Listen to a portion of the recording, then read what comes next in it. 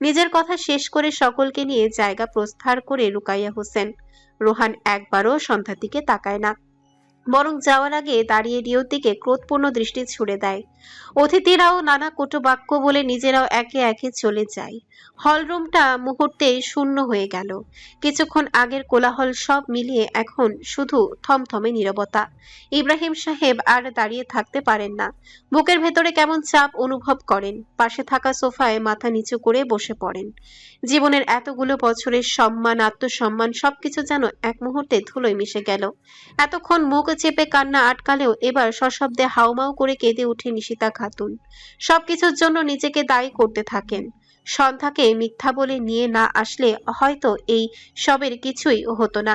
আকস্মিক ঠাস করে রিওর গালে থাপ্পড় বসিয়ে দেয় সন্ধ্যা। চমকে ওঠে ফ্রেডি, লুসিকা, এমিলি, ড্যান সহ সকলে। নিবিড় হতবম্ব। থাপ্পড়ের চোটে রিওর মাথা একদিকে ঘুরে যায়, এক পাও নড়ে না জায়গা থেকে। সন্ধ্যা ঘোমটা সরিয়ে চিল্লিয়ে ওঠে, তুমি কে এসব করার? তোমাকে কে অধিকার দিয়েছে আমার জীবনে হস্তক্ষেপ করার? বলো কে তুমি? হ্যাঁ, শান্ত দৃষ্টিতে সন্ধ্যার দিকে ঘুরে তাকালো রিও। অপলক দৃষ্টিতে তাকিয়ে থাকে। মেয়েটা কাঁদছে নীরবে। যন্ত্রণাদায়ক পীড়ন ছড়িয়ে পড়ে রিওর সারা শরীরে। বাম হাত তুলে সযত্নে মুছে দেয় সন্ধ্যার অশ্রুকণা। মুহূর্তে দূরে সরে দাঁড়ায় সন্ধ্যা। রিও উন্মাদের মতো হেসে ওঠে, শুষ্ক ঠোঁট ভিজিয়ে ক্ষীণ স্বরে আওড়ালো, আমি তোমাকে ভালোবাসি সন্ধ্যা। এর থেকে আর বড় কোনো অধিকারের প্রয়োজন আছে? অতিশয় বিস্ময়ে বাকরুদ্ধ হয়ে যায় সন্ধ্যা। বক্ষস্থল কেঁপে উঠল নিদারুণ ভাবে। দৃষ্টি স্থির রেখে পিছিয়ে গেল কয়েক কদম। রিও সন্ধ্যার দিকে তাকিয়ে ঠোঁটের কোণে প্রগাঢ় হাসি ফুটিয়ে তুলল। পরক্ষণে ধীর কদমে এগিয়ে গেল ইব্রাহিম সাহেবের নিকট। রিও হাঁটু ভেঙে বসে পড়ে। ইব্রাহিম সাহেবের দৃষ্টি রিওর ওপর পড়তে যন্ত্রণা মিশ্রিত হাসি দেয়। হৃদয়ে তোলপাড় তীব্র থেকে তীব্রতর হচ্ছে। নিজের দুহাতের ভাঁজে যত্ন সহকারে ইব্রাহিম সাহেবের এক হাত আবদ্ধ করে নরম স্বরে ইংরেজিতে বলে ওঠে, আঙ্কেল, আঙ্কেল, আজকের আপনার অপমানের জন্য হয়তো আমিও কিছুটা দায়ী। তার জন্য হয়তো ক্ষমা চাইলেও কম হবে। তবুও আমি ক্ষমা প্রার্থী আঙ্কেল। কিন্তু এটুকু বলেই সন্ধ্যার দিকে আঙ্গুল তাক করে রিও। সন্ধ্যা তা দেখে ভয়ে শিউরে ওঠে। রিও পুনরায় ম্লান কণ্ঠে বলে উঠল, আপনার আদরের রাজকন্যাটাকে সারা জীবনের জন্য আমার করে দিবেন আঙ্কেল। আমি কথা দিচ্ছি, পুতুলের মতো আগলে রাখবো সারা জীবন। কাজের পুতুলের মতো, যাকে ছোঁয়ার আগে মানুষ দুবার ভাববে। পৃথিবীর কোনো কটু কথা আর কোনো অসম্মান ওকে ছুঁতে পারবে না আমি থাকতে। ওর চোখে এক ফোঁটা অশ্রু আসার সুযোগ দেব না। আমার আবদারটা রাখবেন আঙ্কেল, প্লিজ। সবার আপাতত দৃষ্টি রিওর দিকে নিবদ্ধ। সকলের মাঝে যেন ছোটখাটো একটা বজ্রপাত হলো। ইব্রাহিম সাহেব শান্ত দৃষ্টিতে তাকিয়ে আছে রিওর দিকে। ছেলেটার চোখে কোনো প্রকার ভনিতা নেই। নিজের বাক্য ব্যক্ত করে দৃঢ় দৃষ্টিতে আশা নিয়ে তাকিয়ে আছে। সূক্ষ্ম একটা শ্বাস ছাড়ল ইব্রাহিম সাহেব, বলে উঠল, এসব ভাবনা বাদ দাও। একটা খ্রিস্টান ছেলের সাথে মেয়ের বিয়ের কথা আমি ভাবতে পারি না। আর আমি যদি ইসলাম ধর্ম গ্রহণ করি? রিওর উচ্চারিত বাক্যটা ঝংকার তুলে উপস্থিত সকলের শ্রবণ শক্তিতে প্রবেশ করে। বিমূর্ত দৃষ্টিতে চকিতে তাকালো সন্ধ্যা। এই ছেলেটা কিসব বলছে নিজে জানে? অবাক হলেন ইব্রাহিম সাহেব নিজেও। ছেলেটা দৃঢ় চোখে এখন দ্বিধাহীন ভাবে তাকিয়ে আছে, কিন্তু নিজের মেয়ের জীবনের ব্যাপারে এত সহজে সিদ্ধান্ত নিতে চান না তিনি। মুহূর্তে দৃষ্টি কঠিন করলো, তেজের স্বরে বলে উঠল, ধর্ম কি ছেলে খেলা নাকি, যা আবেগের বসে এমন সিদ্ধান্ত নিয়ে নিলে? একবার সন্ধ্যার দিকে তাকায় রিও। পুনরায় নিজের আখি যুগল নিবদ্ধ করে ইব্রাহিম সাহেবের দিকে। নিবদ্ধ করে কোমল স্বরে বলে উঠল, আবেগের বশে নিয়ে নি আঙ্কেল। আর এমন সিদ্ধান্ত আবেগের বশে নেওয়া যায় বলে আপনি মনে করেন? বললাম তুমি ইসলাম গ্রহণ করলে, তারপর সংস্কৃতি, পরিবার, সমাজ সবকিছু কিভাবে সামলাবে? আমার মেয়েকে প্রতিদিন যুদ্ধ করে বাঁচতে হবে, এটা আমি কখনই হতে দিব না। শঙ্কিত মনে তাকিয়ে আছে সন্ধ্যা। আরেকবার রিওর নীলাভ চোখের মনি সন্ধ্যার দিকে এসে স্থির হয়। তার দিকে তাকিয়েই ঠোঁটের কোণে মুচকি হাসি ফুটিয়ে তোলে রিও। সন্ধ্যার বুক ধড়ফড় করছে। রিওর মুখটা কেমন বিধ্বস্ত দেখাচ্ছে সন্ধ্যার কাছে। মানুষটা কি অসুস্থ হয়ে যাচ্ছে? চোখের সাদা অংশটা কেমন লাল দেখাচ্ছে। পুনরায় ইব্রাহিম সাহেবের দিকে ফিরে যায় রিও। এবার চোখে চোখ রেখে দৃঢ় তীক্ষ্ণ কণ্ঠে বলে উঠল, সমাজ সংস্কৃতি আমি একদিনে বদলে দিতে পারবো না জানি, কিন্তু আমি সন্ধ্যাকে ছেড়ে দিতে পারবো না। যদি কখনো এমন পরিস্থিতি তৈরিও হয়, আমি তার সামনে ঢাল হয়ে দাঁড়াবো। একজন বাবা হিসেবে আপনি যেমন আপনার মেয়ের ভালো চান, একজন স্বামী হিসেবে নিশ্চয়ই আমি তার এক কণাও কম চাইব না, তাই না? এবার দমে গেলেন ইব্রাহিম সাহেব।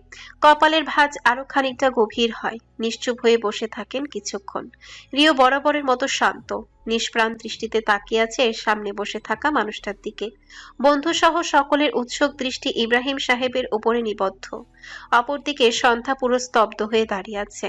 এক হাতে এত কিছু হওয়ায় সামলাতে পারছে না নিজেকে। নিজের মুখের বুলিও যেন কোথায় হারিয়েছে। আকস্মিক ইব্রাহিম সাহেব উঠে দাঁড়ায়। সন্ধ্যার কাছে গিয়ে এক হাতে আগলে নেয় নিজের মেয়েকে। একবার রিওর দিকে তাকিয়ে চলে যাওয়ার উদ্দেশ্যে বাহিরে পা বাড়ায়। যেতে যেতে বলে ওঠে, নিবিড়, সকলকে নিয়ে বাড়ি চলো, আর এই ছেলেকে আরেকবার ভাবতে বলো। যদি মুসলিম হয়ে যায় তো সব ব্যবস্থা করে রাতের আগে বিয়ে দেওয়া হবে। কথাগুলো ছুড়ে দিয়ে ইব্রাহিম সাহেব বেরিয়ে যায়। পিছু পিছু বেরিয়ে যায় নিশিতা খাতুন নিজেও। পুরো হলরুমের ভেতরে এক মুহূর্তের জন্য নিস্তব্ধতা নেমে আসে। নিস্তব্ধ হয়ে থাকে রিও। সন্ধ্যার বাবা সব মেনে নিয়েছে, বিশ্বাসই হচ্ছে না। আকস্মিক ফ্রেডি লাফিয়ে এসে জড়িয়ে ধরে রিওকে। হেই ব্রো, গোপনে এত দূরে এগিয়ে গেলে আর আমাদের বললেও না। আমি আগেই বুঝেছিলাম রিও সন্ধ্যাকে পছন্দ করে, কিন্তু আজ সব কিছু দেখে আমার তো কথাই বন্ধ হয়ে গেছিল। রিও তো পুরো কামাল করে দিল। মুহূর্তে কোলাহলে ভরে যায় জায়গাটা। কিন্তু রিও কোনো কথা বলে না। বুকের ভেতরে চিনচিন ব্যথা হয়। বুকে হাত চেপে ধরে মনে মনে আওড়ায়, এটা যেন স্বপ্ন না হয়, সন্ধ্যা যেন সত্যি সত্যি আমার হয়। আকস্মিক কাঁধে স্পর্শ পেতে পাশ ফিরে যায় রিও। নিবিড় নিবিড় এগিয়ে এসে রিওর কাঁধ চাপড়ায়। হুঁশিয়ার দিয়ে বলে ওঠে, একটাই বোন আমার, আপন না হোক তাও নিজেরই বোন। দায়িত্ব নিচ্ছ, ভালো কথা, কিন্তু কখনো যদি শুনি সন্ধ্যা ভালো নেই, তাহলে তোমাকে ছেড়ে দিব বলে ভেবো না। মুচকি হাসি রিও। সন্ধ্যাকে কষ্ট, আর সে কখনোই না। সন্ধ্যাকে কষ্ট দেওয়ার কথা ভাবলেও তার বুক কাঁপে। মেয়েটা পুরো তাকে পাগল করে দিয়েছে। গোধূলি সন্ধ্যা। প্রকৃতি নিজেকে আধারে আবৃত করতে ব্যস্ত। জানালা গলিয়ে আসা দমকা হাওয়া ছুঁয়ে দিচ্ছে সন্ধ্যার মুখশ্রী। অথচ সন্ধ্যার নেত্রপল্লব আয়নাতে নিজেকে অবলোকন করতে ব্যস্ত। বিয়ের জন্য সাজিয়ে দিয়ে গেছে তার মা। এক বাক্য বিনিময় করেনি সন্ধ্যা। মায়ের প্রতি বড্ড অভিমান জমা হয়েছে। আর বাবার প্রতি তাকে কিছু জিজ্ঞেস করার প্রয়োজন বোধ করছে না কেউ। সব সিদ্ধান্ত তার উপরে চাপিয়ে দিয়েই যেন সবাই স্বস্তির নিঃশ্বাস ফেলছে। দীর্ঘশ্বাস ফেলে নিচের দিকে একবার আঁখি দয় বুলিয়ে নেয়। এবার আর ভারী সাজ নেই, বরং গায়ে জড়ানো মেরুন রঙের জামদানি, দুহাত ভর্তি করে চুড়ি পড়েছে, আর মাথায় কারুকাজ করা দোপাট্টা। হাত বাড়িয়ে একবার নিজের পুরা অংশটা ছুঁয়ে দেয় সন্ধ্যা। কপালে ভাঁজ পড়ল। এই মুখ নিয়ে কেউ তাকে ভালোবাসে, অবাক করার বিষয় না। বিড়বিড় করে বলল, রিও সত্যি আমায় ভালোবাসে? যদি এটা ওর মোহ হয়? হুম, মোহই তো। কিছুদিন গেলেই এই মোহ কেটে যাবে। তখন নিশ্চয় তাকে ছুঁড়ে ফেলতে রিও একবারও ভাববে না। নিজের ভবিষ্যতের কথা চিন্তা করে তাচ্ছিল্য করে হেসে ওঠে সন্ধ্যা। এমন সময় প্রবেশ করে নিশিতা বেগম। সন্ধ্যার উদ্দেশ্যে বলে ওঠে, এবার চল, কাজী সাহেব চলে এসেছে। হুম। কণ্ঠনালী গড়িয়ে একটা বাড়তি শব্দ বের হয় না। নিশিতা বেগম এগিয়ে এসে দোপাট্টা ভালোভাবে টেনে ঘোমটা টেনে দেন। পরক্ষণে সন্ধ্যাকে সাথে করে এগিয়ে নিয়ে যায় একটা বিশাল রুমে। সেখানেই বিয়ে পড়ানো হবে। মেয়ের খারাপ চান না নিশিতা খাতুন। শুধু চায় একমাত্র মেয়েটা ভালো থাকুক, কারো কটু বাক্য না শুনুক। স্বামী নামক মানুষটা সবসময় আগলে রাখুক তার মেয়েটাকে। কিন্তু ভালো করতে গিয়ে মেয়ের অভিমানের শিকার হবে কখনোই ভাবতে পারেনি। দীর্ঘশ্বাস ফেলে সন্ধ্যাকে সোফায় বসিয়ে দেন। সন্ধ্যা এবার কিছুটা নার্ভাস হয়ে পড়ে। শরীর অসাড় হয়ে আসছে।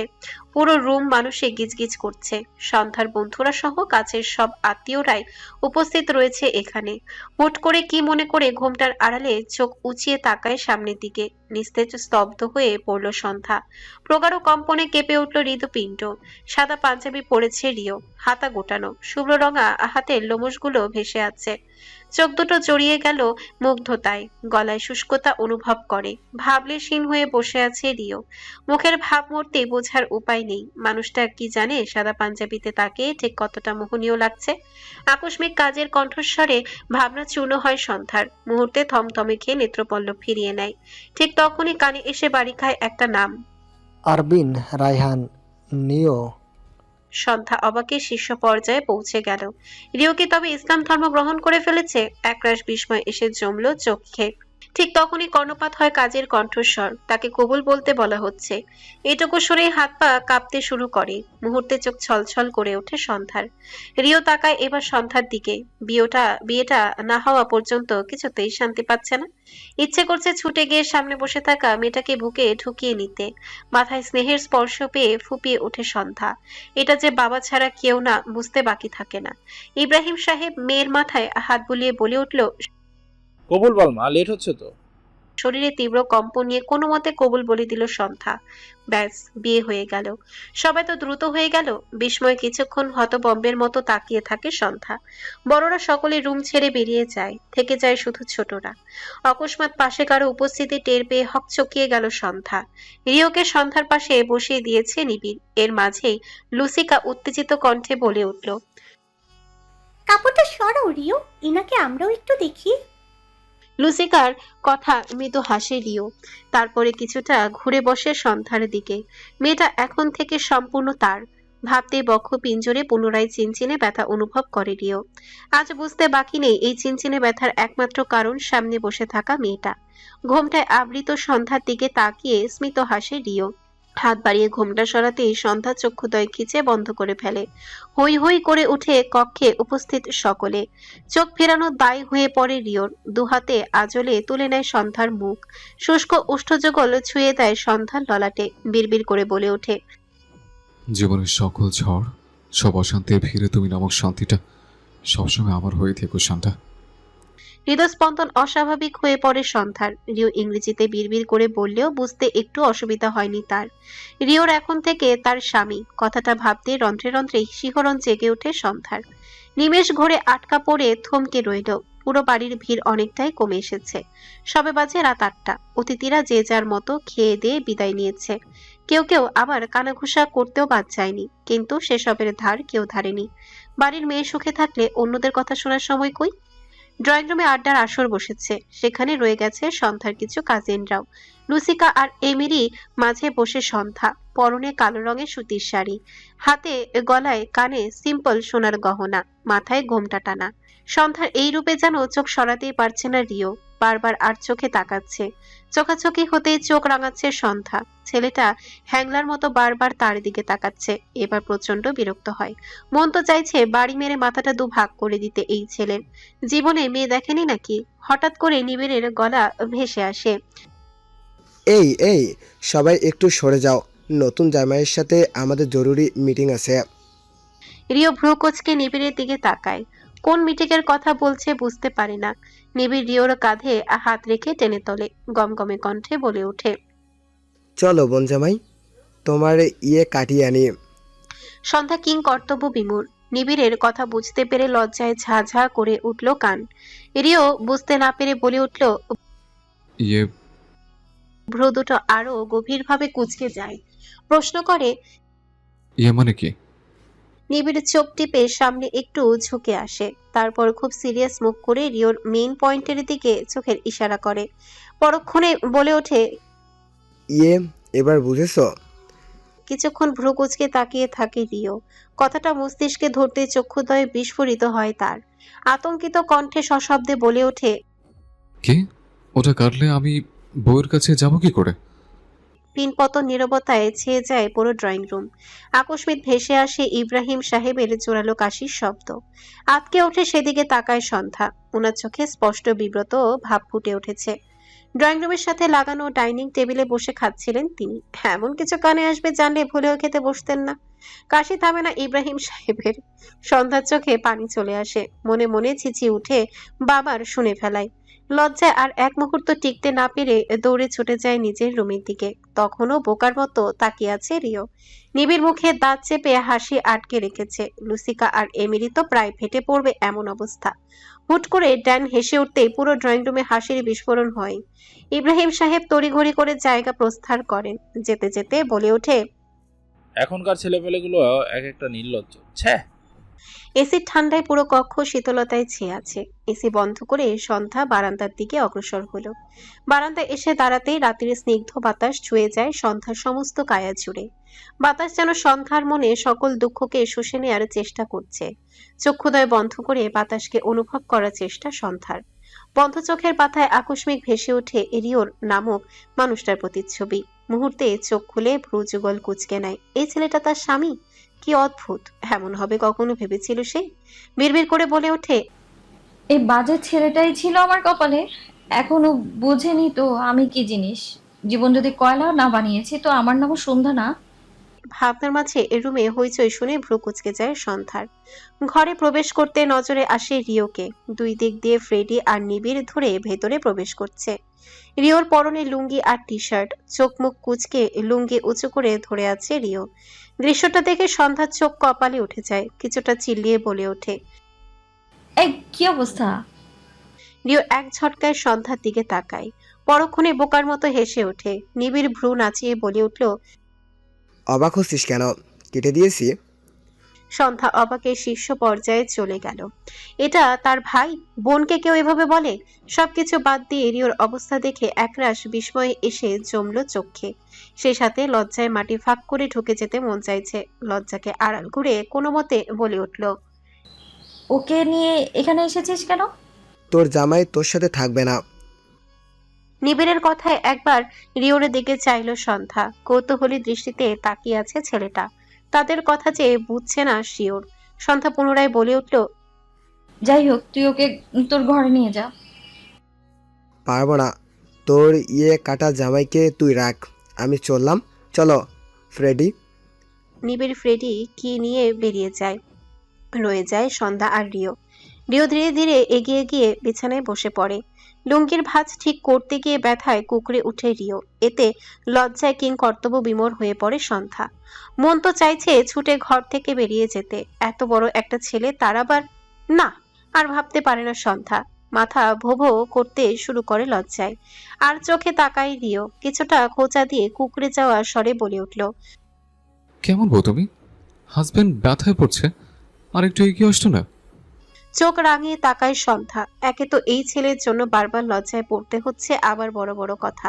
তেরে গিয়ে রিও টি শার্ট মুঠোয় ধরে কড়া গলায় বলে উঠল, নে বেটা, এগিয়ে এসেছি, এবার বল কি বলবি। রিওর বিস্ময়ে হতবাক, বড় বড় চোখ করে তাকিয়ে থাকে সন্ধ্যার কাণ্ডে। কিন্তু বাংলায় বলায় পুরোটাই মাথার উপর দিয়ে যায়। সূক্ষ্ম ঢোক গিলে রিও কি বলছো? বুঝিনি। বলে উঠল। দাঁত কিরমির করে সরে আসে সন্ধ্যা। রিও কিছুক্ষণ হা করে তাকিয়ে থাকে। ঘুম পাচ্ছে প্রচন্ড। একটু নড়ে চড়ে বসতে পুনরায় ব্যথায় কুকড়ে যায়। ঠিক তখনই রুম থেকে বেরিয়ে যায় সন্ধ্যা। সেদিকে তাকিয়ে মন খারাপ হয় রিওর। সন্ধ্যা কি বিরক্ত হয়ে বেরিয়ে গেল? দীর্ঘশ্বাস ফেলে বালিশে হেলান দিয়ে শুয়ে পড়ল। চোখ বন্ধ করে মরার মতো পড়ে রইল কিছুক্ষণ। আকস্মিক কর্ণগহ্বরে প্রতিধ্বনিত হলো, ওঠো, কে ঔষধ খাও। চোখ মেলে কিছুক্ষণ ড্যাব ড্যাব করে তাকিয়ে থাকে রিও। সন্ধ্যা খাবারের প্লেট হাতে দাঁড়িয়ে আছে। হুট করে রিও আবদার করে বসে। খাইয়ে দিবে? রিও নির্নিমেষ তাকিয়ে আছে সন্ধ্যার দিকে। জানে মেয়েটা রাজি হবে না, তাও আবদার করে ফেলেছে বোকার মতো। সন্ধ্যা ভ্রু কুঁচকে তাকিয়ে থাকে কিছুক্ষণ। প্লেটটা নিয়ে রিওর পাশে বসতে বসতে গম্ভীর গলায় বলে ওঠে, নিজের হাতেই নাকি? বউ থাকতে হাতের কি দরকার? বিরক্তির ভান করে হাত ধুয়ে এসে থালা হাতে তুলে নেয় সন্ধ্যা। এক লোকমা মুখে দিতে দিতে বলে ওঠে, শুনে রাখো, এটা কিন্তু কোনো রোমান্টিক কাজ না, মানবিক দায়িত্ব থেকে জাস্ট করছি। রিও গাল ফুলিয়ে চিবোতে চিবোতে তাকিয়ে থাকে। তারপরে হঠাৎ হাসি চেপে রেখে বলে ওঠে, মানবিক দায়িত্ব এত মিষ্টি হয় নাকি? সন্ধ্যা চোখ রাঙিয়ে তাকায়। ধমকে বলে ওঠে, চুপ করো, বেশি কথা বলে কিন্তু খাওয়া বন্ধ। এখন দেখি কথা বলার স্বাধীনতাও নেই। আর কেউ কোনো কথা বলে না। চুপচাপ রিওকে খাইয়ে দিয়ে প্লেটে রেখে আসে সন্ধ্যা। রিওকে বিছানা ঠিক করে দিতে যেয়ে হুট করে মাথায় আসলো তাকে আর রিওকে এক বিছানায় ঘুমাতে হবে। এতে যেন হুঁশ উড়ে যায় সন্ধ্যার।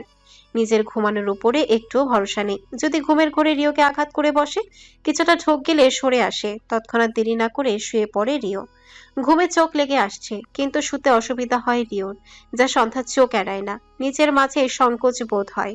তবুও দুটো বালিশ নামিয়ে এগিয়ে যায় রিওর নিকট। অস্বস্তি ভরা কণ্ঠে মিনমিন করে বলে ওঠে, দেখি পা উঁচু করো, বালিশ পায়ের নিচে দিলে ঘুমোতে সুবিধা হবে।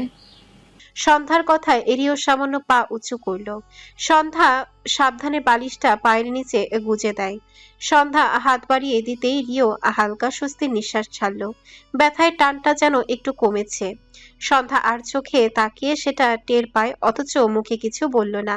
নিজেও লাইট অফ করে শুয়ে পড়ে রিওর থেকে দূরত্ব বজায় রেখে। কিছুক্ষণ নীরবতা কেটে যায়। জানালার ফাঁক গলে ঢুকছে চাঁদের মৃদু আলো।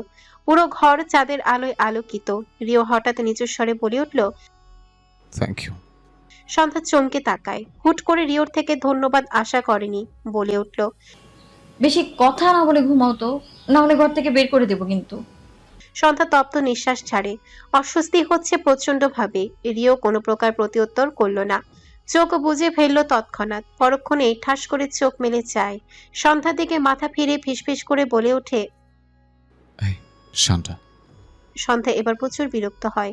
অন্ধকারে দাঁত কিরমির করে ওঠে। রেগে গিয়ে বলল। আবার কি হয়েছে? তুমি ঘুমাবে নাকি বালিশ চাপা দিব কোনটা? হ্যাঁ, রাখো কেন শান্তা? ভেবে দেখেছ, এখন কিন্তু আমরা হাজব্যান্ড ওয়াইফ। এবার কানাডায় ফিরে গিয়ে একসাথে ইচ্ছা মতো ঘুরতে পারবো। সন্ধ্যা ঠোঁটে ঠোঁট চেপে ভাবনায় পড়ে যায়। এমনটা তো ভেবেই দেখেনি। বিয়ে তো হয়ে গেল, কিন্তু তাদের ভবিষ্যৎ কি? একই সাথে সংসার করতে হবে। ভাবনাদের বিদায় দিয়ে দীর্ঘশ্বাস ফেলে। পাশে থাকা রিওর চোখে হাত রেখে চোখ বন্ধ করে দিয়ে বলে উঠল। আমরা আবার আগের মতোই থাকবো, এবার ঘুমাও। অন্ধকার পেছনে ফেলে ভোরের আলো ফুটে উঠেছে। জানালার পর্দা গলিয়ে মৃদু মৃদু রশ্মি ফাঁক ফোকর গলিয়ে কক্ষে প্রবেশের আপ্রাণ চেষ্টা চালাচ্ছে। কিছুটা নড়ে চড়ে উঠল রিও। আকস্মিক প্রচন্ড ব্যথায় চক্ষুদয় মেলে যায়। প্রথমে ঠাহর করতে পারে না কোথায় আছে। পরক্ষণেই চোখ পিটপিট করে নিজের অবস্থান বোঝার চেষ্টা চালালো। শোয়া থেকে উঠে বসতে কয়েক সেকেন্ড তাকিয়ে থাকে, সাথে সাথে চক্ষুদয় চরক গাছ হয়ে যায়। লুঙ্গিটা কখন যে গুটিয়ে হাঁটু পর্যন্ত অনেকটা উপরে উঠে গেছে তার কোনো হদিস নেই। Oh no. তড়িঘড়ি করে নামতে গিয়ে ব্যথায় চোখ মুখ কুঁচকে ফেলে। ঠিক তখনই নড়ে চড়ে ওঠে সন্ধ্যা। কোনো মতে লুঙ্গির সামনে দাঁড়ায় রিও। সন্ধ্যা পিটপিট করে তাকায়। নিমিষেই চমকে উঠে বসে রিওর অবস্থা দেখে। এক হাতে লুঙ্গি আঁকড়ে আরেক হাতে বিছানার খুঁটি ধরে আছে রিও। সন্ধ্যা চোখ বড় বড় করে বলে ওঠে। কি হয়েছে? রিও শুকনো গলায় ঢোক গিলে অসহায় কণ্ঠে বলল। I can explain Shanta, please help me. এটা এটা খুলে যাচ্ছে। কিছুক্ষণ একদৃষ্টিতে তাকিয়ে থাকে রিও। মায়া হয় নিজের প্রতি। এই তার স্বামীর অবস্থা। সকাল সকাল এই দৃশ্য দেখতে হলো, তাও আবার বিয়ের পরের দিন সকালে। নিজের মাথাটা নিজে ফাটিয়ে ফেলতে পারলে হয়তো বাঁচত সে। হুট করে চক্ষুদয় ছলছল করে ওঠে তার। মুহূর্তে ফুপিয়ে কেঁদে উঠল। সন্ধ্যার আকস্মিক কান্নায় রিও হতভম্ব। কোনো মতে এগিয়ে গিয়ে সন্ধ্যার পাশে দাঁড়ায়। সন্ধ্যার মাথাটা নিজের বুকের সাথে চেপে মৃদুস্বরে প্রশ্ন করল। কি হয়েছে ওয়াইফি? কাঁদছো কেন? রিওর কথা চট করে বুক থেকে সরে এলো সন্ধ্যা। পরক্ষণে রিওকে ধাক্কা দিয়ে দূরে সরিয়ে দিল। চোখ কটমট করে বলে উঠল। দূরে যা শয়তান, জীবনটাই বেদনা করে দিলি হারামজাদা। পরক্ষণে পুনরায় ফুপিয়ে ওঠে। রিওর টি শার্ট আঁকড়ে ধরে কাছে নিয়ে আসে। বুকে মাথা রাখতে রাখতে বলে উঠল। জামাইয়ের বুক থাকতে এমনি কাঁদবো কেন? জামাইয়ের বুকেই কাঁদবো। সন্ধ্যা কথাটুকু বলে নাকের পানি রিওর টি শার্টে মুছে দেয়। নাক টেনে আফসোসের স্বরে বলে ওঠে। বিয়ের পরের দিন সকালে মানুষ ফুল চা কত কি পায়, আর আমি কি পেলাম? লুঙ্গি সংকটগ্রস্ত জামাই। কি ফাটা কপাল আমার। রিও ফিক করে হেসে ফেলে। এক হাতে তখনও লুঙ্গির হাল ধরা, অন্য হাতে স্ত্রীকে আগলে নেয় সযত্নে। মেয়েটাকে আজকে একদম বাচ্চা বাচ্চা লাগছে। একদম। আরো কিছুটা শক্ত করে আঁকড়ে ধরে সন্ধ্যাকে নিজের সাথে। হালকা মুচকি হেসে বিড়বিড় করে বলে উঠল। Marriage is dangerous but interesting. Dining টেবিলে খাবার সাজাতে ব্যস্ত সন্ধ্যা। মা রান্নাঘরে নাস্তা রেডি করছে। হুট করে কোথা থেকে হাজির হলো নিবিড়। তার পাশে রয়েছে অয়ন। সন্ধ্যা একবার চোখ তুলে তাকিয়ে পুনরায় কাজে মনোযোগী হয়। নিবিড় ভাইয়ের জন্য অয়নের আসা যাওয়া লেগেই থাকে এই বাড়িতে। বেস্ট ফ্রেন্ড বলে কথা। নিবিড় যদি জানতো তারই বেস্ট ফ্রেন্ড তার বোনকে ধোকা দিয়েছে, তখন কি হতো? কথাটুকু ভেবে তার ছেলের হাসি ফুটে ওঠে সন্ধ্যার ঠোঁটের কোণে। নিবিড় অয়নকে একটা টেবিলে বসিয়ে দেয়। সন্ধ্যার উদ্দেশ্যে বলে ওঠে। ওরে নাস্তা দিত। বেয়াদবটা না খেয়ে চলে যাচ্ছিল, আমি ফ্রেশ হয়ে আসছি। কথাটুকু বলে সোজা চলে গেল নিবিড়। রয়ে গেল শুধু অয়ন আর সন্ধ্যা। সন্ধ্যার ভ্রুযুগল কুঁচকে যায়। এভাবে চলে যাওয়ার মানে কি? সন্ধ্যা কি করবে ভেবে পাচ্ছে না। এই ছেলেটাকে দেখলে এখন অস্বস্তিতে শরীর কাটা দেয়। কিছু না বলে শুধু ঢোক গিলে অয়নের দিকে নাচতে এগিয়ে দিল। অয়ন যেন মজা পেল এতে, বাঁকা হাসি ফুটিয়ে বলে উঠল, কি ব্যাপার সন্ধ্যা, বড়লোকি সুদর্শন সুদর্শন স্বামী পেয়ে কি অহংকার বেড়ে গেল নাকি? এখন ফিরেও তাকাচ্ছ না? আগে তো আমার থেকে তোমার চোখই ফিরতো না। মুহূর্তের আগে চলে ওঠে সন্ধ্যা, কঠিন স্বরে বলে উঠল, অহংকার বাড়বে না বলছো? অন্তত মানুষকে মর্যাদা সে করতে পারে, কারোর মতো লাফাঙ্গা না যে সৌন্দর্যের জন্য ভালোবাসাকে ছেড়ে দিবে। তুমি আমাকে লাফাঙ্গা বললে? কারো নাম মেনশন করেছি আমি? তোমার পায়ে জুতো ফিট হলে ধরে নাও তুমি সিন্ড্রেলা। চোখ মুখ শক্ত হয়ে যায় অয়নের। মেয়েটার সাহস বেড়েছে অনেক গুণ। কই আগে তো এমন ছিল না। কিছু বলতে যাবে এর পূর্বে শোনা যায় রিওর কণ্ঠস্বর। শান্তা, সন্ধ্যা পেছনে ফিরে যায়, ঘুম ঘুম চোখে এগিয়ে আসে রিও। নীরবতায় ছেয়ে গেল ডাইনিং রুম। রিও এসে সন্ধ্যার কাছে টেবিলটাতে ধপ করে বসে পড়ে। ঘুম ঘুম রিওর নাজুক অবস্থা একবার পর্যবেক্ষণ করলো সন্ধ্যা। ছেলেটা এখন একদম সুস্থ, ঠিকঠাক হাঁটতেও পারে। এই কয়েকদিন ঘর থেকে বের হয়নি। আজ প্রায় 3 দিন পরে দেখা মিলল রিওর। রিও আকস্মিক মৃদুস্বরে বলে উঠল, ঘুমাচ্ছিলাম তো, তুমি নিচে চলে আসলে কেন? ঘুম ভেঙে গেছে, এবার এদিকে আসো। কথাটুকু বলে সন্ধ্যার কোমর আলতো করে আঁকড়ে ধরে সন্ধ্যাকে নিজের নিকটে নিয়ে আসলো। লজ্জায় রাঙা হয়ে গেল সন্ধ্যার মুখশ্রী। অকস্মাৎ সন্ধ্যার পেটে মুখ গুজে দিয়ে রিও। দাঁড়িয়ে থাকা পা দুটো সাথে সাথে কেঁপে ওঠে সন্ধ্যার। অয়নের চোখ দুটো বড় বড় হয়ে গেছে ততক্ষণে। রিও কোনো দিকে না তাকিয়ে সন্ধ্যার পেটে মুখ ঘুষে দেয়। আহ্লাদী কণ্ঠে বলে ওঠে, তোমার শরীরে ঘ্রাণটা দারুণ শান্তা। লজ্জাবতীর ন্যায় গুটিয়ে গেল সন্ধ্যা। উপরে উপরে শক্ত থাকলেও বড্ড লাজুক সে, অল্পতে লজ্জার চাদরে মুড়ে যায়। রিওর স্পর্শে হৃদস্পন্দন বেড়ে গেছে কয়েক গুণ। কপল দয়ে রাঙা হয় লাজে। আর চোখে একবার তাকায় টেবিলে বসে থাকা অয়নের দিকে। কেমন গোল গোল চোখে তাকিয়ে আছে অয়ন। দ্রুত গতিতে সরে আসার প্রয়াস চালালো সন্ধ্যা। সন্ধ্যা শুকিয়ে যাওয়ার স্বরে বলে উঠল, ছাড়ো রিও, এখানে তৃতীয় ব্যক্তি আছে। রিও ছাড়লো না সন্ধ্যাকে, শুধু একটু মাথা উঁচিয়ে তাকালো।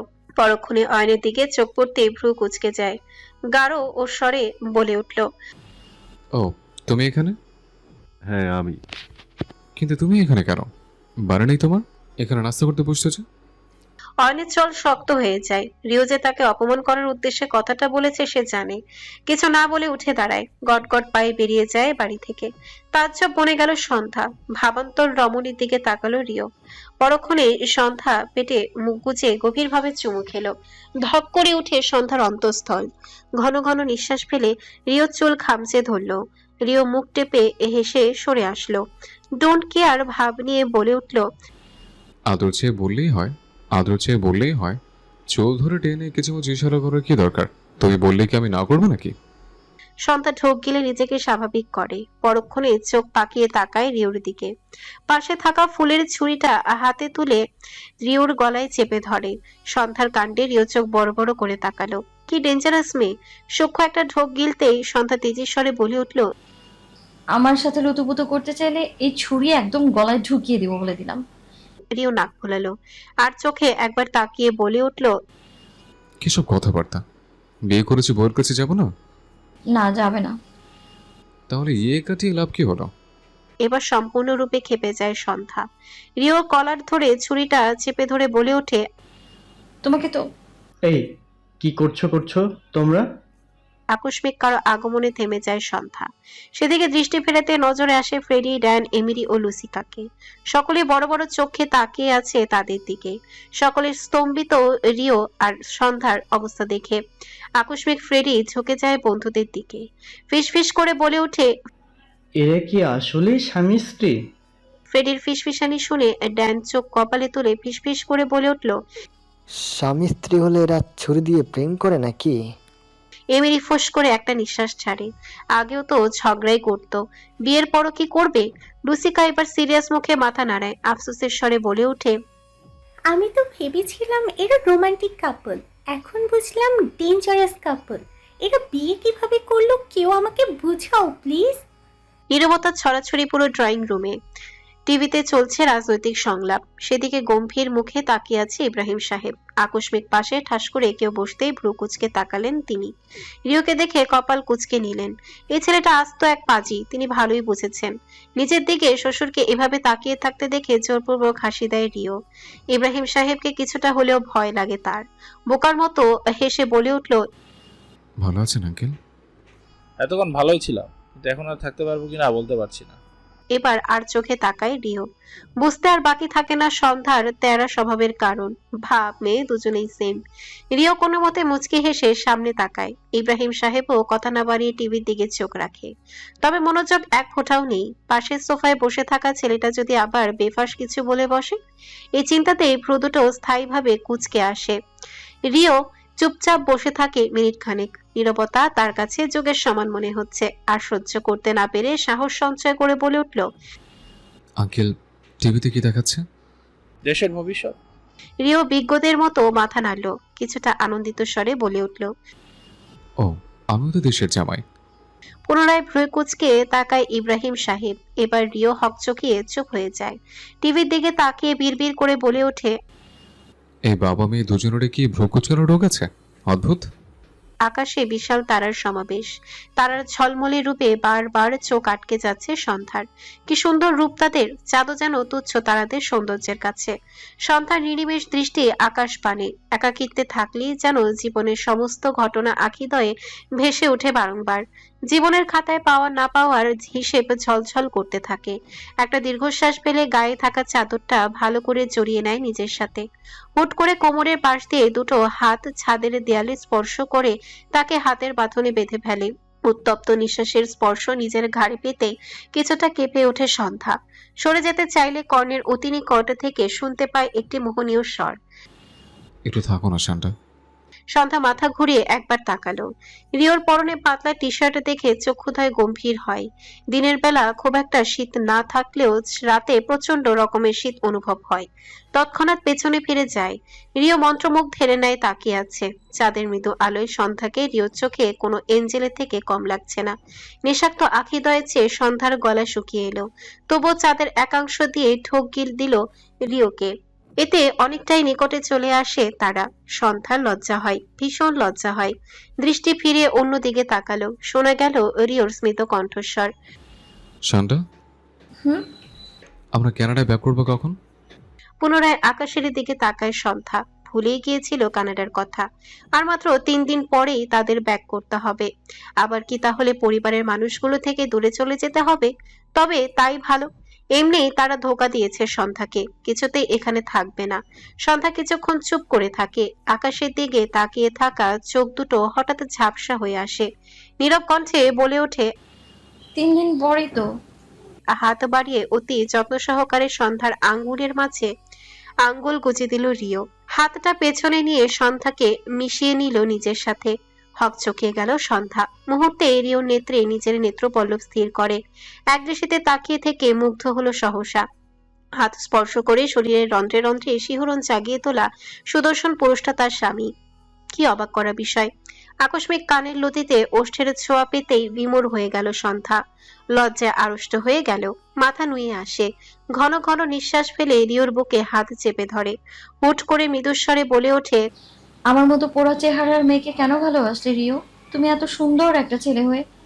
কথা শেষ করা হয়ে ওঠে না। এর পূর্বেই এক ঝটকায় নিজের সাথে চেপে ধরে রিও। সন্ধ্যার দৃষ্টি স্থির করে বলে উঠল, আমার চোখে চোখ রেখে তাকাও শান্তা। আমার দৃষ্টির গভীরতাতেই লুকিয়ে আছে তোমার সেই রূপ, যেখানে তুমি নিঃসন্দেহে সবচেয়ে মোহনীয়। কখনো যদি মনে হয় তুমি সুন্দর নও, তাহলে অবশ্যই তোমাকে আমার চোখ দিয়ে নিজেকে দেখতে হবে। ঘড়িতে তখন সকাল 10টা। ড্যান চিত হয়ে পড়ে আছে সোফার ওপর। তার পাশে বসা এমিলি, লুসিকা আর ফ্রেডি বসে বসে আলুর চপ খেতে ব্যস্ত। এদের মাঝে রিও গেম খেলছে। এমন সময় নাস্তার প্লেট নিয়ে হাজির হয় সন্ধ্যা। টেবিলের ওপরে প্লেট রাখতে হামলে পড়ে সকলে। সন্ধ্যা ঠোঁট টিপে হাসে। বন্ধুদের সাথে নিয়ে এসে ভালোই করেছে। বোরিং লাগে না এক মুহূর্ত। কালকেই তারা রওনা দিবে কানাডার উদ্দেশ্যে। আবার সে কানাডার একাকিত্বে হোস্টেলের জীবনে ফিরতে হবে। এসব ভেবে একটা দীর্ঘশ্বাস ফেলে সন্ধ্যা। চক্ষুদ্বয় এদিক সেদিক বুলিয়ে জায়গা খোঁজার চেষ্টা করে। রিওর পাশে একটুখানি জায়গা ফাঁকা আছে, আর কোথাও নেই। রিওর নিকট এগিয়ে গিয়ে বলে ওঠে, পা সরাও, বসবো আমি। রিও সন্ধ্যার দিকে ফিরে চাইল। মুহূর্তে চোখে এসে ধরা দিল মুগ্ধতা। কলাপাতা রঙের শাড়ি পরিহিত সন্ধ্যা। এই শাড়ি জিনিসটা রিওর একটু বেশি পছন্দের হয়ে উঠেছে এই কয়েকদিনে। সন্ধ্যার কথার প্রেক্ষিতে বলে উঠল, তোমার হাজব্যান্ডের যথেষ্ট অ্যাবিলিটি আছে তোমার ওজন সহ্য করার, তো তুমি সোফায় বসে কি করবে? কোলে এসো বেব। রিও সন্ধ্যার হাত আঁকড়ে ধরে সন্ধ্যাকে একটানে নিজের কোলে বসিয়ে দিল। হতবাক বিস্ময় সন্ধ্যা। আকস্মিক হামলায় চমকেছে বেশ। সকলে এক পলক তাকিয়ে পুনরায় খাওয়ায় মনোযোগী হলো। কানাডায় থাকার দরুন এইসব তাদের কাছে কোনো ব্যাপারই না। চোখ পাকিয়ে চাইল সন্ধ্যা। রিও থেকে নিজেকে ছাড়াতে চেষ্টা করে বলে উঠল, ছাড়ো বদমাইশ। ট্রাস্ট মি সান্ডা, এই শাড়িতে তোমাকে খুব হট লাগছে। বাজে কথা বন্ধ করবে? আর এভাবে কেন ধরেছো? ছাড়ো।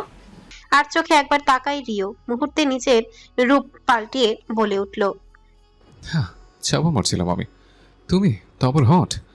নিজেকে রানী ভিক্টোরিয়া ভাবো নাকি? শুধু শাড়ি কেন, জামা কাপড় ছাড়াও তোমাকে হট লাগবে না, শুধু বউ বলে। তাহলে তোমাকে পাত্তা দেওয়ার সময় নেই আমার। কত মেয়ে আমার পেছনে পড়ে থাকে শুধু একটু কথা বলার জন্য, সেখানে তোমাকে পাত্তা দেওয়ার প্রশ্নই আসে না। তরতর করে রাগে চেপে বসলো সন্ধ্যার। একবার ফিরে তাকালো বন্ধুদের দিকে। কাউকে তাকাতে না দেখে পুনরায় তাকালো রিওর দিকে। নিজেকে ছাড়াতে না পেরে হাত নিয়ে গেল রিওর ঘাড়ের কাছে। মুহূর্তে রিওর ঘাড়ে খামচে ধরে। ব্যথায় চোখ মুখ কুঁচকে তাকায় রিও। সন্ধ্যা বাঁকা হেসে ভ্রু নাচায়। রিও মুখ বুজে সহ্য করে নিল সন্ধ্যার দেয়া সূক্ষ্ম ব্যথাটুকু। আকস্মিক শয়তানি হাসি ফুটে ওঠে রিওর ঠোঁটের কোণে। এতে হকচকালো সন্ধ্যা। সরে আসবে এমন সময় কণ্ঠনালী গলিয়ে বেরিয়ে আসলো, ঠোঁট কামড়ে হাসলো রিও। বর্তমানে তার হাত সন্ধ্যার শাড়ির ফাঁক গলিয়ে চলে গেছে সন্ধ্যার উন্মুক্ত কোমরে। সেখানে জোরে সোরে একটা চিমটি দিয়ে সন্ধ্যাকে ছেড়ে দেয়। সন্ধ্যার কানের কাছে মুখ এগিয়ে নিয়ে বলে উঠল, টিট ফর ট্যাট চান। সন্ধ্যা এক পলক তাকালো রিওর দিকে। চক্ষুদায় ছলছল করছে অশ্রুতে। অভিমানেরা উপচে পড়ছে মুখশ্রীতে। মুহূর্তে মুখ ফিরিয়ে উঠে দাঁড়ায় সন্ধ্যা। রিও নির্বাক। এত জোরেও চিমটি দেয়নি যে সন্ধ্যা কান্না করবে। নিমিষে ভেতরে তোলপাড় শুরু হলো, তীব্র তোলপাড়। সন্ধ্যার হাত ধরতে যাবে এমন সময় হুট করে উপস্থিত হয় দুটো ছেলে মেয়ে। মেয়েটাকে দেখে মুহূর্তে সন্ধ্যা ছুটে গিয়ে জড়িয়ে ধরে।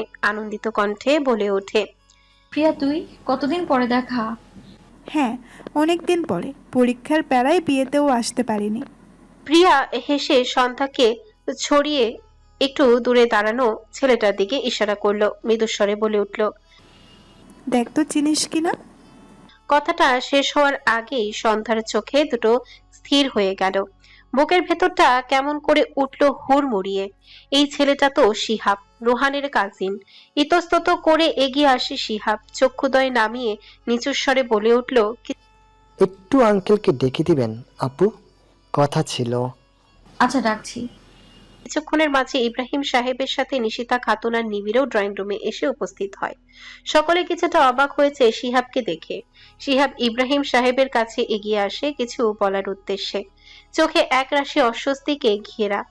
কিছুটা জড়তা নিয়ে বলে উঠল, আঙ্কেল আসলে সরি, সেদিন আমার ভুলের কারণে রোহানের সাথে সন্ধ্যার বিয়েটা ভেঙে গিয়েছিল। আমাকে ভুল বোঝানো হয়েছিল। মানে? ড্রয়িং রুমে যেন ছোটখাটো একটা বজ্রপাত ঘটলো। কিন্তু রিও সহ বন্ধুরা কিছুই বুঝতে পারছে না কি বলছে। তারাও যেন পড়েছে মহাবিপদে। বাংলা না বুঝার যন্ত্রণা হাড়ে হাড়ে টের পাচ্ছে।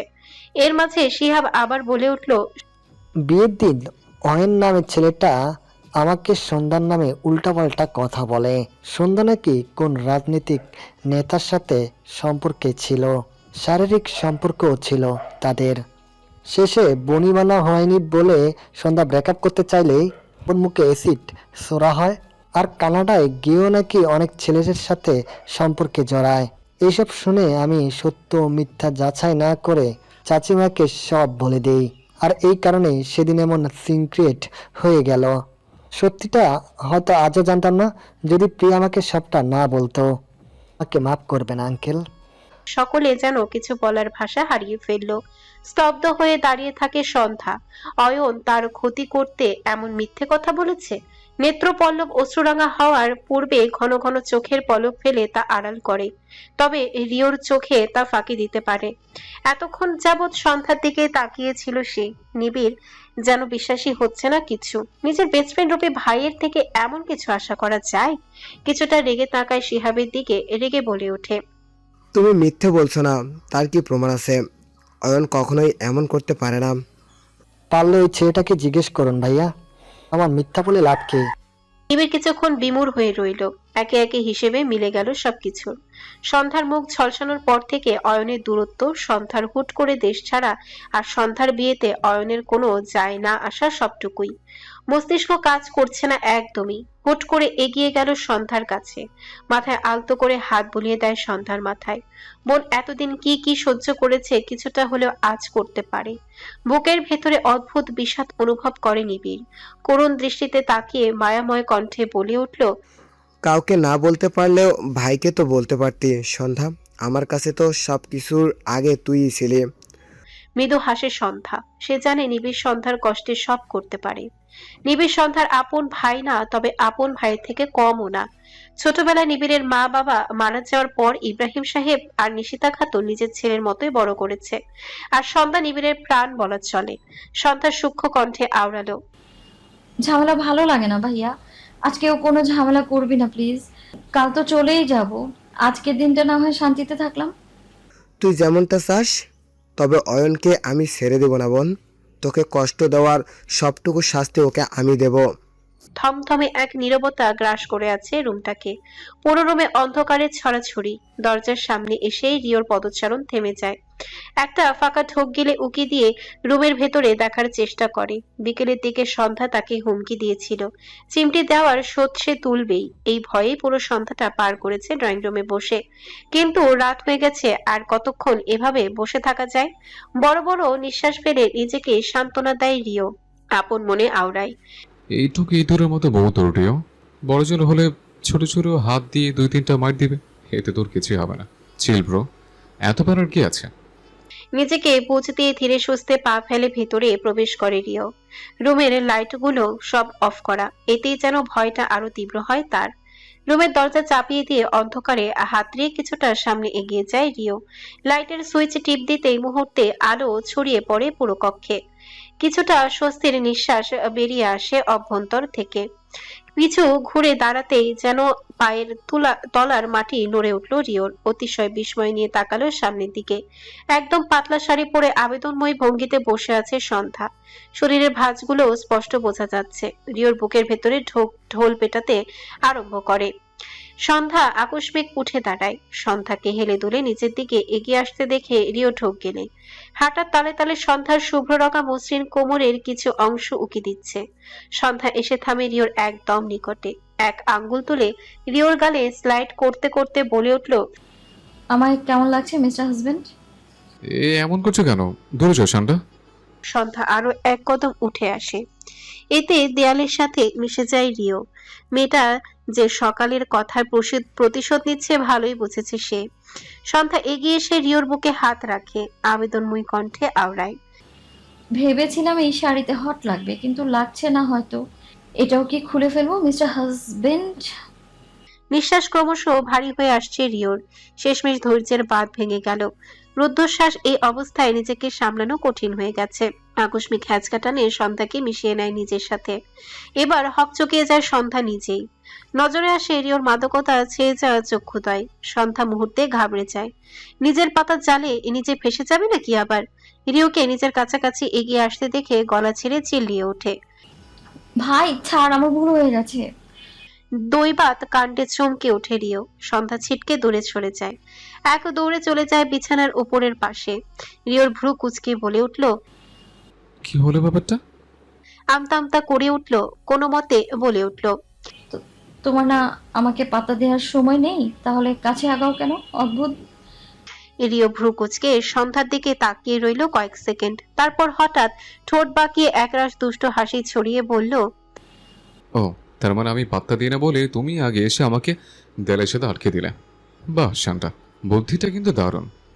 সন্ধ্যা বিছানার কোণে দাঁড়িয়ে শাড়ির আঁচল ঠিক করতে করতে চোখ রাঙালো। গাল দুটো রাগে ফুলে আছে। রিও হাত বুকের উপর রেখে নাটকীয় ভঙ্গিতে দীর্ঘশ্বাস ফেলল। পরক্ষণে বলে উঠল, লাভ নেই, রিও এত সহজে করবে না। তোমাকে পাত্তা দেওয়ার মতো সময় আসলে আমার নেই। পুনরায় ভ্রু কুচকে যায় সন্ধ্যার। এই ছেলে ভাঙবে তবু মোচকাবে না, একে একটা শিক্ষা দিতেই হবে। সন্ধ্যা উঠে দাঁড়িয়ে ধীরে ধীরে এগিয়ে এলো। পুনরায় গলা শুকিয়ে গেল রিওর। এই মেয়ে এভাবে পেছনে পড়েছে কেন? তাকে নাকানি চুবানি খাওয়াতে উঠে পড়ে লেগেছে যেন। এখন যদি সে উল্টোপাল্টা কিছু করে বসে, ঠিকই তার দোষী দেবে। সন্ধ্যা এগিয়ে এসে রিওর কলার চেপে ধরে। আটকে ওঠে রিও। সন্ধ্যা রিও দৃষ্টিতে দৃষ্টি স্থির করতে যেন রিওর হারিয়ে যাওয়ায় সন্ধ্যার চোখে গভীর অনুভূতিতে ক্ষীণ হাসি ফুটে উঠল ওষ্ঠের কোণে। অপলক দৃষ্টিতে তাকিয়ে রইল। হুট করে কিছু বুঝে ওঠার আগে রিও নিজেকে আবিষ্কার করলো রুমের বাহিরে। মেয়েটা তাকে ধাক্কা মেরে বাহিরে বের করে দিয়েছে। নিমিষে দরজাটা তার মুখের সামনে বন্ধ হয়ে গেল।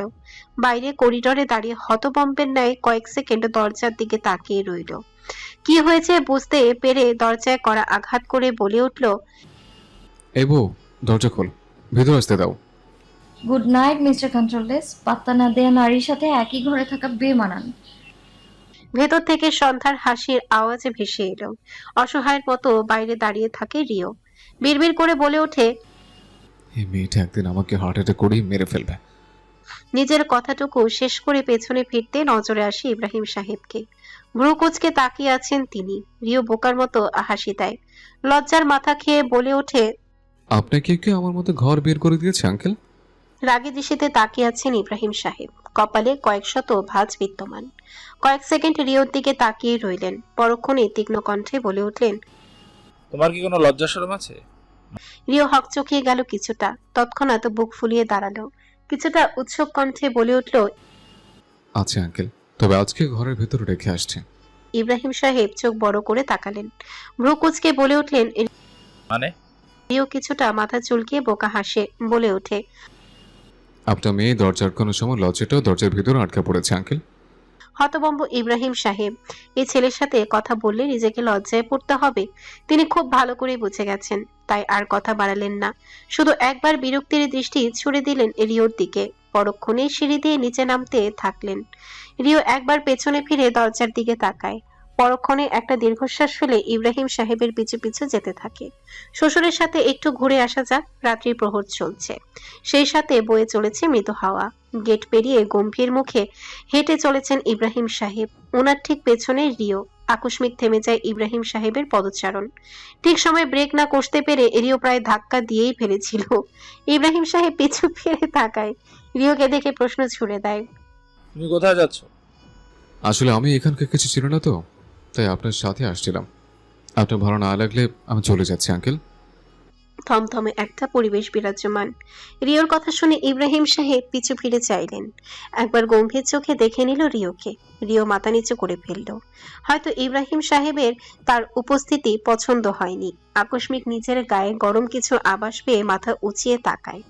অতিশয় বিস্ময়ের চক্ষুদয় বড় বড় হয়ে গেল। হতবিহ্বলের মতো তাকিয়ে রইল কিছুক্ষণ। ইব্রাহিম সাহেব নিজের পরনের ব্লেজার খুলে রিওর গায়ে জড়িয়ে দিয়েছে। ইব্রাহিম সাহেব গায়ে থাকা শালটা ভালো করে নিজের গায়ে জড়িয়ে নিলেন। শান্তস্বরে বলে উঠল, এখানে শীত কম না, শীতের কাপড় পরেনি কেন? এইটুকু ঠান্ডায় আমি অভ্যস্ত আঙ্কেল। এটা আপনি পড়ুন, আপনার শীত লাগবে। লাগবে না, যেতে চাইলে এসো, চা খেয়ে আসি। নিজের কথা শেষ করে ইব্রাহিম সাহেব হাঁটতে শুরু করে। বিস্ময়ে হাসল রিও। মুহূর্তে আনন্দে ভরে উঠল মন। দ্রুত গতিতে এগিয়ে গিয়ে হাঁটতে থাকে ইব্রাহিম সাহেবের পাশাপাশি।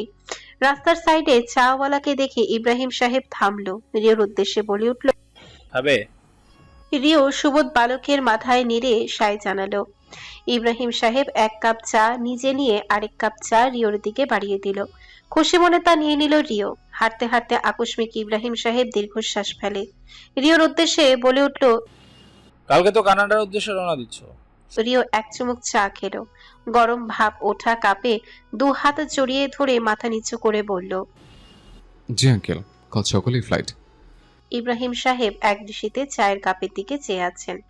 মনে মনে ভেবে চলেছেন অনেক কিছু, তবে মুখ ফুটে বলতে পারছেন না। ইব্রাহিম সাহেব কি মনে করে চাইল রিওর পানে। পরক্ষণে ম্লান মুখে বলে ওঠেন, সন্ধ্যা আমার খুব আদরের মেয়ে, একমাত্র মেয়ে কি না?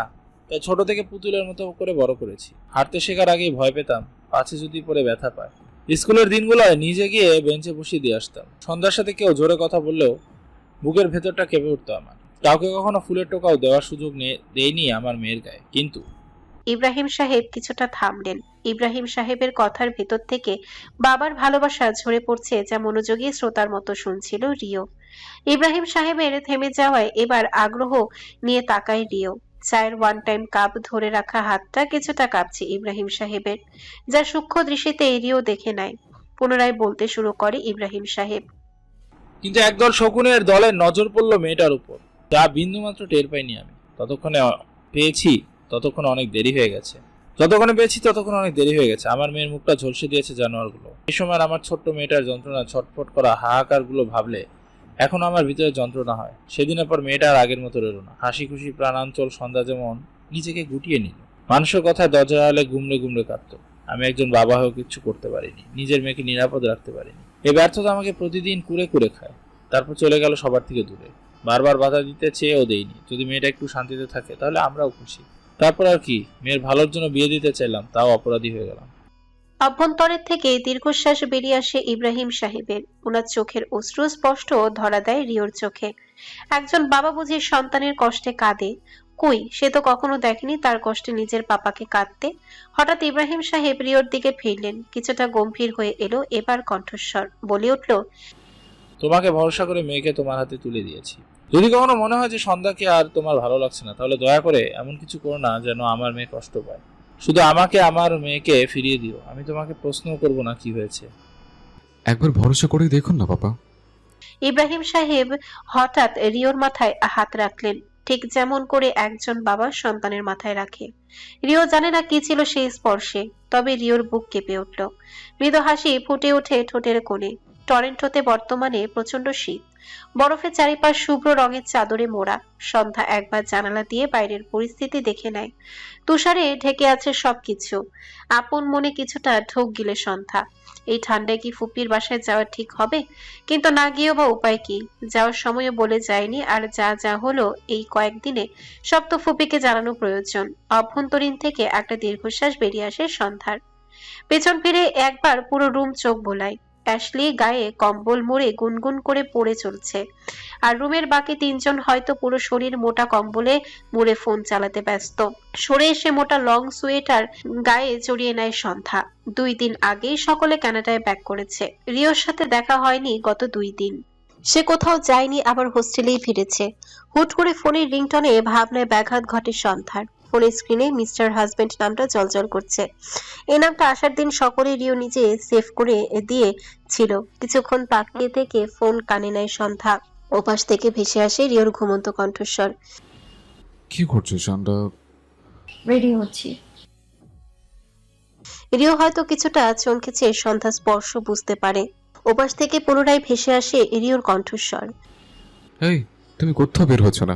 বাইরে প্রচন্ড ঠান্ডা, একদমই কোথাও যাবে না। সন্ধ্যা একটু অবাক হয়, বলে উঠল, কেন? আমাকে ফুপির বাসায় যেতে হবে। আচ্ছা, একটু অপেক্ষা করো, আমি আসছি। সন্ধ্যা ভ্রু কুঁচকে যায়। এ ছেলেটা কি পাগল হয়ে গেল? সে এসে কি করবে? সন্ধ্যা মৃদুস্বরে বলে উঠল, এখন এই শীতে আসবে? আচ্ছা, একটু অপেক্ষা করো, আমি আসছি। ধীরে ধীরে পল্লব বাঁকে সামনে চাইল সন্ধ্যা। নিমেষে নিজের নেত্রে ভাসমান হয় সুদর্শন পুরুষকে। গায়ে শীতের পোশাক জড়িয়ে পকেটে হাত গুজে দাঁড়িয়ে আছে। ধীরে ধীরে এগিয়ে যায় সন্ধ্যা। হু হু করে বয়ে চলেছে বাতাস। শীতে দাঁতে দাঁত লেগে যাওয়ার উপক্রম। রিও তাকিয়ে আছে সন্ধ্যার দিকেই। সেও কিছুটা কাছে এগিয়ে আসে, এসে থামে সন্ধ্যার অতি নিকটে। সন্ধ্যার পুরো মুখে একবার চক্ষুদয় বুলিয়ে নেয়। মাফলার দিয়ে অর্ধেক মুখটা ঢাকা পড়েছে সন্ধ্যার। নাকটা ঠান্ডায় রক্তিম হয়ে আছে। সন্ধ্যাকে বড্ড আদরে লাগছে দেখতে। সন্ধ্যার মুখখানা হাতের আঁচলে আগলে নেয় রিও। সন্ধ্যা চক্ষুদয় পিটপিট করে তাকায়। আকস্মিক রিও এগিয়ে এসে টুপ করে চুমু খায় রক্তিম নাকে। সন্ধ্যা নির্বাক, হতবাক। হৃদস্পন্দন বেড়ে গেছে বহুগুণ। শরীর কেঁপে উঠল কিছুটা। রিও সন্ধ্যার মাফলারটা সুন্দর করে পেঁচিয়ে দিয়ে বলে উঠল, আমার আদরের সন্ধ্যা। ভালো লাগায় চেয়ে গেল সন্ধ্যার মন। হৃদস্পন্দনের গতি বেগতিক হলো। রিও সন্ধ্যার হাত নিজের হাতের মুঠোয় পড়ে নেয়। সন্ধ্যার দিকে একবার তাকিয়ে বলে উঠল, চলুন মিসেস, আপনাকে পৌঁছে দিয়ে আসি। রিওর হাতের উষ্ণতায় সন্ধ্যার জমে থাকা আঙ্গুলগুলো ধীরে ধীরে উষ্ণ হয়ে আসে। বরফে ঢাকা ফুটপাতে দুজনে পাশাপাশি হাঁটছে। চারিপাশ নিস্তব্ধ, শুধু পায়ের নিচে বরফের মচমচ শব্দ। বাস স্ট্যান্ডে এসে দাঁড়ানোর পরপরই বাস চলে আসে। রিও সন্ধ্যাকে নিয়ে উঠে পড়ে। বাসের একদম শেষ সিটে গিয়ে সন্ধ্যাকে নিয়ে বসে পড়ে রিও। ভ্রু কুঁচকে যায় সন্ধ্যার। যেখানে পুরো বাস খালি, সেখানে পেছনে বসার মানে কি? রিওর দিকে ফিরে প্রশ্ন করে। সামনে না বসে এখানে বসছো কেন? এই কারণে। এইটুকু বলে সন্ধ্যার কোমর আঁকড়ে ধরে নিজের সাথে মিশিয়ে নিল। এহেম স্পর্শে সন্ধ্যার সর্বাঙ্গ কেঁপে উঠল। শক্ত করে চেপে ধরে ঝুঁকে গেল রিও। কোনো বাক্য ব্যয় না করে নিজের শুষ্ক ওষ্ঠধারা আঁকড়ে ধরে সন্ধ্যার কোমল ওষ্ঠযুগল। সন্ধ্যার চক্ষুদায় বড় বড় হয়ে গেল তৎক্ষণাৎ। বক্ষস্থল কেঁপে উঠল নিদারুণ ভাবে। কোমরে হাত পেঁচিয়ে আরো প্রগাঢ় ভাবে মিশিয়ে নেয় রিও। আরো গভীর ভাবে মিশে যায় সন্ধ্যা হতে। মাথা তুলে শানটা। দৃঢ় কণ্ঠস্বর সন্ধ্যার শ্রবণ হলেও কোনো হেলদোল নেই তার। রিওর বুকের মাঝে মুখ গুজে নিজেকে আড়াল করে রেখেছে রিওর থেকে। রক্তিম হয়ে আছে কর্ণতয়। কিছুক্ষণ আগের কথা ভাবলেও শরীরে কম্পন হচ্ছে সন্ধ্যার। তীব্র লজ্জায় আরো খানিকটা মিশে যায় রিওর বুকে। রিও স্মিত হাসে। বুকে বিড়াল ছানার মতো মিশে যাওয়ায় রমণীটিকে যত্ন সহকারে বুকে আগলে নিল। নিজ স্বরে ডেকে উঠল। সন্ধ্যা, লজ্জা পাচ্ছ? সন্ধ্যা কিং কর্তব্য বিমূঢ়। রিওর করা প্রশ্নে দ্বিগুণ লজ্জায় রাঙা হয়ে গেল সন্ধ্যা। রিওর দুষ্টুমি বুঝতে পেরে ধাম করে কিল বসালো রিওর বুকে। রিও ব্যথায় কিছুটা কুকড়ে উঠল। পরক্ষণেই ঠোঁট কামড়ে হাসলো। নিজেকে পৃথিবীর সব থেকে সুখী মানুষ মনে হচ্ছে তার। মনে মনে আওড়ালো, আমার একাকিত্বের জীবনের শোক নামক অনুভূতি ধরা দিল অবশেষে। কিছুক্ষণ পরে বাস এসে থামে গন্তব্যে। ঠান্ডা বাতাসে কাঁপুনি ধরে সন্ধ্যার। সিঁড়ি দ্বারা বরাবর বয়ে যায় শীতল স্রোত। ঠান্ডায় দাঁড়িয়ে থাকতে না পেরে ঠাস করে সম্পূর্ণ মিশে যায় পাশে দাঁড়ানো রিওর সাথে। আকস্মিকতায় রিও দু কদম পিছিয়ে গেল। সন্ধ্যাকে বেঁধে নিল নিজের বলিষ্ঠ হাতের বাঁধনে। নরম স্বরে বলে উঠল, কি হচ্ছে ওয়াইফে? বেশি ঠান্ডা লাগছে? শীত লাগছে। আচ্ছা চলো, দ্রুত এগিয়ে গেলে আর লাগবে না। ফুপিদের বাড়ির সামনে আসতেই থেমে যায় রিও। চোখের ইশারায় সন্ধ্যাকে ভেতরে যেতে বলে। মুহূর্তে ভ্রুযুগল কুঁচকে তাকায় সন্ধ্যা। এই ঠান্ডায় রিও ভেতরে যাবে না? কানাডায় যা ঠান্ডা পড়েছে, তাপমাত্রা প্রায় মাইনাসের নিচে। এই ঠান্ডায় দাঁড়িয়ে থাকতে বাঁচবে রিও? মুহূর্তে বুকের মাঝে কিছু একটা ধক করে ওঠে। ভয়ে গায়ের পশম দাঁড়িয়ে যাওয়ার উপক্রম। হুড়মুড়িয়ে রিওর এক হাত টেনে ধরল সন্ধ্যা। বলে উঠল, আমি একা যাবো না, তুমিও চলো। তোমার ফুপি জানা না আমাদের বিষয় শানটা। আমি দাঁড়াচ্ছি, তুমি যাও। পরেরবার যাবো না হয়, তুমি ভিতরে যাও। সন্ধ্যা কিছুতেই রিওকে বাইরে রাখতে রাজি না। এবার কিছুটা তেজের স্বরে বলে উঠল, তুমি আমার সাথে ভিতরে না গেলে প্রমিস আর তোমার সাথে কথাই বলবো না আমি, দেখে নিও। নাছোড়বান্দা হয়ে উঠল সন্ধ্যা। কপালে ভাঁজ ফেলে চাইল রিও।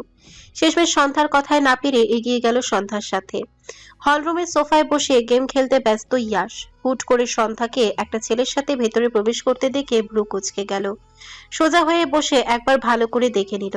না, সন্ধ্যাই তো। ইয়াশকে দেখা মাত্র সন্ধ্যা রিওর হাত শক্ত করে চেপে ধরে। চক্ষু কুটিরে ভেসে ওঠে সেদিন রাতের বিধ্বস্ত মুহূর্তটা। রিও নির্বিকার দৃষ্টিতে তাকিয়ে আছে ইয়াশের দিকে। পুরো হল রুম নিস্তব্ধতা ছড়িয়ে আছে। বেলুনের মতো চুপসে আছে সন্ধ্যার মুখটা। কোনো মতে জিজ্ঞাসা করলো, পুপি কোথায় ভাইয়া? ইয়াশ একবার ফিরে তাকালো সন্ধ্যার দিকে। পুনরায় নজর ফিরালো রিওর দিকে।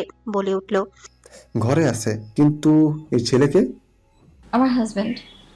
বিস্ময় হতবাক ইয়াশ। সন্ধ্যার কথায় ঠোঁটের কোণে হাসি ফুটে উঠল রিওর। সন্ধ্যা পুনরায় রিওর উদ্দেশ্যে বলে উঠল, আমি ফুপির কাছে যাচ্ছি, তুমি এখানে একটু বসো। সন্ধ্যা চলে যায়। পুনরায় নীরবতায় ছেয়ে যায় হলরুম। ইয়াশ কিছুটা এগিয়ে আসে। একবার নেত্রপল্লব বুলিয়ে নেয় রিও শরীরে। সামান্য কপাল কুঁচকে যায় ইয়াশের। ছেলেটা যে কানাডিয়ান চেহারাতে স্পষ্ট। তাহলে এই সন্ধ্যার হাজবেন্ড হয় কি করে? সন্ধ্যাও মজা করছে বলে মনে হয় না। পকেটে হাত গুছিয়ে ইয়াশের ভাবমূর্তি লক্ষ্য করছে রিও। ইয়াশ এবার গম্ভীর কণ্ঠে বলে উঠল, তুমি সন্ধ্যার হাজবেন্ড? এটা সত্যি? মিথ্যা হওয়ার কথা না, যেহেতু সত্যি। কিছুটা তাচ্ছিল্যের হাসি হেসে উঠে ইয়াশ তিরস্কার করে বলে উঠল, সন্ধ্যার মতো মেয়ের হাজবেন্ড তুমি? এটা বিশ্বাস করতে বলছো আমায়, নাকি লিভ ইনে থেকে নাটক করছো? কোনটা? রিওর চোখে এক ফোঁটাও বিচলন নেই, বরং ঠোঁটের কোণে খুব সামান্য হাসি খেলে যায়।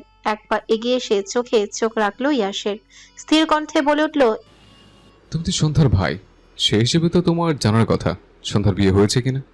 এবার কিছুটা রেগে যায় ইয়াস, পরক্ষণে তার ছেলের হাসি হেসে ওঠে। কিছু এগিয়ে এসে নিচু হয়ে বলে উঠল, সব জেনে বিয়ে করেছো তো? সব মানে সব?